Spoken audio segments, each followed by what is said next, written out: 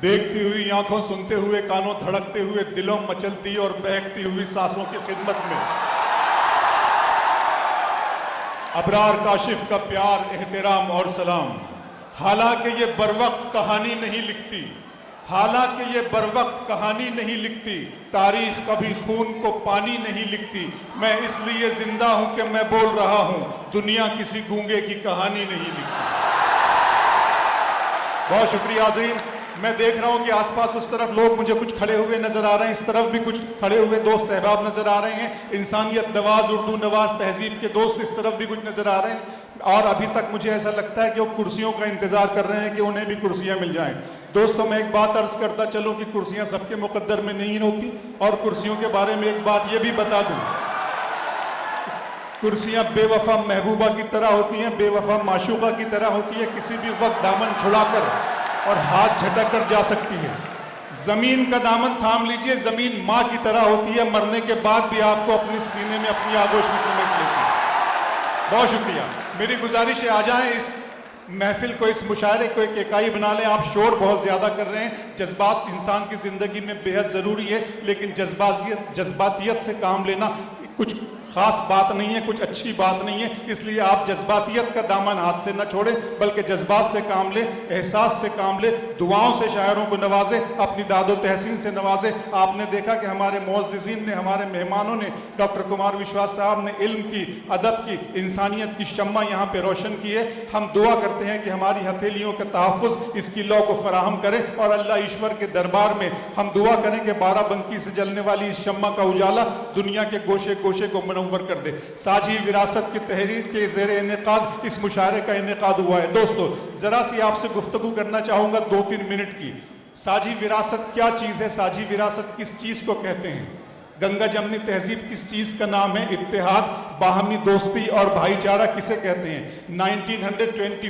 1924 में जब मौलाना अबुल कलाम आज़ाद को इंडियन नेशनल कांग्रेस का सदर बनाया गया, तो उन्होंने अपने सदारती खुतबे में एक बात कही थी। उस बात से हमें साझी विरासत को समझने का ज़्यादा आसानी होगी, उसे समझने में ज़्यादा आसानी हमें होगी। मौलाना अबुल कलाम आज़ाद ने फरमाया था कि अगर आसमान की बदलियों से कोई फरिश्ता इस वक्त ज़मीन पर उतर आए और वो मुझसे ये कहे कि हिंदुस्तान को आज़ादी इसी वक्त मिल सकती है, इसी लम्हे मिल सकती है, बशर्त ये कि हिंदुस्तानी अपनी साझी विरासत से, अपने इत्तेहाद से, अपने भाईचारे से दस्तबरदार हो जाएं, तो मैं ऐसी आज़ादी लेने से इनकार कर दूंगा। क्योंकि मुझे यकीन है अगर हिंदुस्तान को आज़ादी मिलने में ताख़ीर हुई तो ये सिर्फ एक मुल्क का नुकसान होगा, लेकिन हमारी साझी विरासत जाती रही तो ये आलम इंसानियत का नुकसान होगा। आपने इल्म और इंसाफ की शम्मा यहाँ पे जलाई है। कृष्ण बिहारी नूर लखनवी ने कहा था, आओ सारे मसले इस रोशनी में हल करें, कुछ तुम भी जिम्मेदार हो, कुछ हम भी जिम्मेदार हैं। तुम भी अपने हाथ के सारे पत्थर फेंक दो, हम भी सब कुछ भूल जाने के लिए तैयार हैं। शायर ने कहा था, खून अपना हो या पराया हो, नस्ल आदम का खून है आखिर, जंग मशरिक में हो कि मगरिब में, अमन आलम का खून है आखिर। टैंक आगे बढ़ें कि पीछे हटें, कोक धरती की बांझ होती है, फतेह का जश्न हो कि हार का सौग, जिंदगी मैयतों पे रोती है।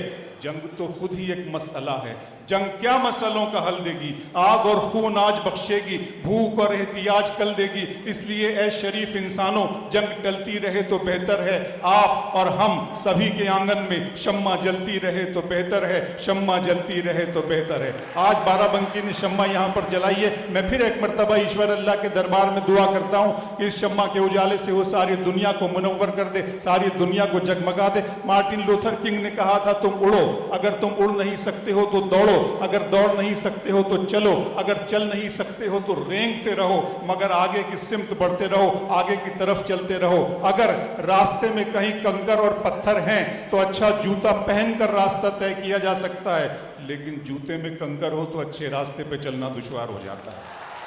इसका मतलब यह है कि इंसान को अंदरूनी तौर पे मजबूत होना चाहिए, इंसान को आध्यात्मिक तौर पे मजबूत होना चाहिए, इंसान को रूहानी तौर पे मजबूत होना चाहिए। और ये साहित्य, ये शायरी, ये गज़ल, ये नज़में, ये कवि सम्मेलन, ये मुशायरे इंसान को अंदरूनी तौर पर मजबूत करने का काम करते हैं, रूहानी तौर पे मजबूत करने का काम करते हैं। इसलिए मैं मुशायरे को सिर्फ मुशायरा नहीं कहता, बल्कि रूहानी अस्पताल कहता हूँ, जहाँ आत्मा का इलाज किया जाता है।